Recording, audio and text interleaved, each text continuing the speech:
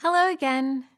You've been thinking about the types of UX design jobs you might want to apply for, and you just learned about where to search for jobs.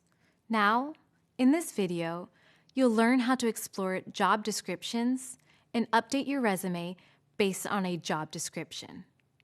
I'll share a few pro tips along the way, so let's get started. As a reminder, job descriptions explain what you do in the role you're applying for. When you review job descriptions, you'll want to pay attention to key terms. Key terms are important words that tell you the specifics about the job. To search for a key term within a job description, use Control F or Command F. This is known as the find command. If you're in a web browser and want to search all the text on a page, pressing Control F will bring up a search bar.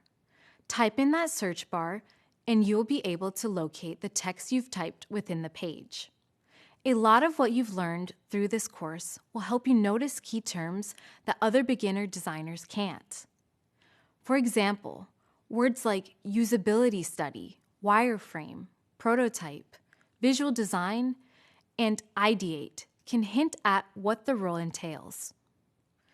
Many people who are new to the field of UX design probably can't explain the difference between wireframes and prototypes, but you can. So this is something to highlight in your resume. That's my first pro tip. Use key terms from job descriptions in your resume. If a company expects you to build prototypes, you'll want to emphasize that you understand what this means and showcase your previous experience with prototypes. Keep in mind, key terms might also include soft skills like collaboration, presenting findings, or working remotely. These soft skills refer to how you get work done rather than what you're working on. If there are certain ways you really like to work, feel free to search for those key terms and include them in your resume too. In addition to key terms, you'll also want to take note of the job requirements listed. Job requirements describe the expectations of the person who lands that job. It's often helpful to specifically mention some of these job requirements in your resume to show that you're a good candidate for the role.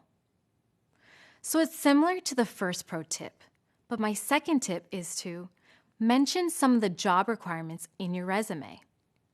All right, after you've dug into a job description in detail, you should analyze the key terms and requirements you've noted. How do the expectations for the role align with your experience and interests? Remember, you do not need to meet every single job requirement listed, but you should be comfortable and confident with the majority of them. Finding a job is a two-way street. As much as you want a company to hire you, you also want to make sure that you will enjoy and succeed in the role. So while you're analyzing the job description, determine if you're a good fit for the job.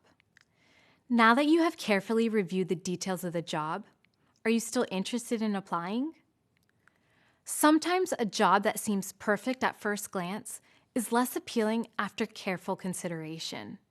That's okay. Not every internship or job will be a good fit for you. But if a job interests you and you have some of the required skills, don't let the idea of a perfect fit stand in the way. Adapt your resume to that specific position and show the recruiter or hiring manager why you are a good fit for the role. Finally, let me share one more tip. Decide if the job will help you meet your goals. For example, if you're looking for a paid job, then an unpaid internship might not be right for you. It's okay to go outside of your comfort zone, especially for your first position.